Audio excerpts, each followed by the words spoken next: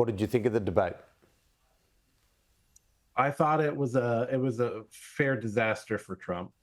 He came in needing to do a couple key things. He needed to reassure people that he could be a steady hand, and he needed to closely tie Harris to the Biden administration and to a number of the unpopular policies, including in the economic performance and including immigration.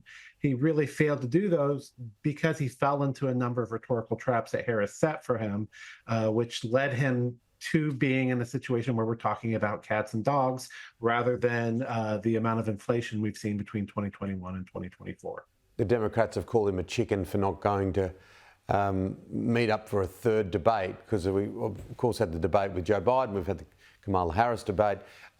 Is that smart of Donald Trump not to have another debate? I think depending on whether or not they could keep him on task for the third debate, it might be a good idea to skip out on it.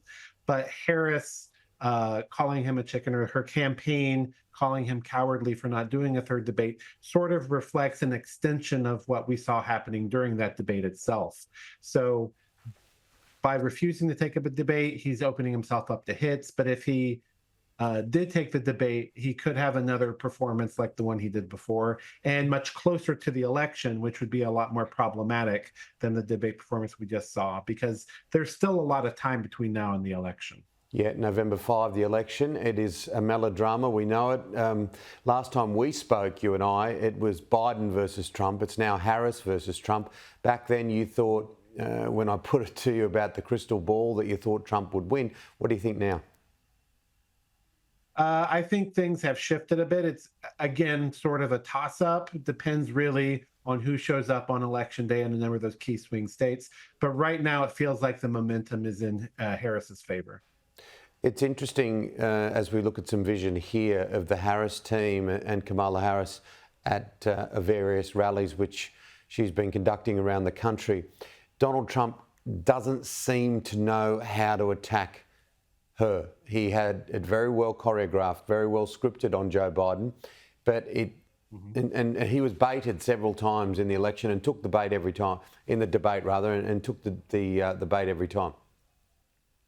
Right. I think one of the big problems he's having in adjusting to the Harris campaign is the shift from it being a comparison of relative records between the past two administrations to a backward-looking versus a forward-looking comparison. Harris, I think, has done a very good job of pivoting towards a more optimistic and hopeful message. She's trying to run, certainly as Trump representing sort of a danger to the country, but she's also trying to argue about an agenda of progress or change that she's wanting to put forward. And in American politics, hope versus fear are the two classic dynamics. And after a long period of Americans feeling tired and feeling afraid, it looks like a hopeful more message, sort of like the same message we saw coming from Barack Obama in 2008, is striking a lot of Americans as a breath of fresh air. Dr. Patrick Schoettmer, thank you so much for coming on the program. I'd love to have a chat with you again real soon. Of course, Tim, anytime.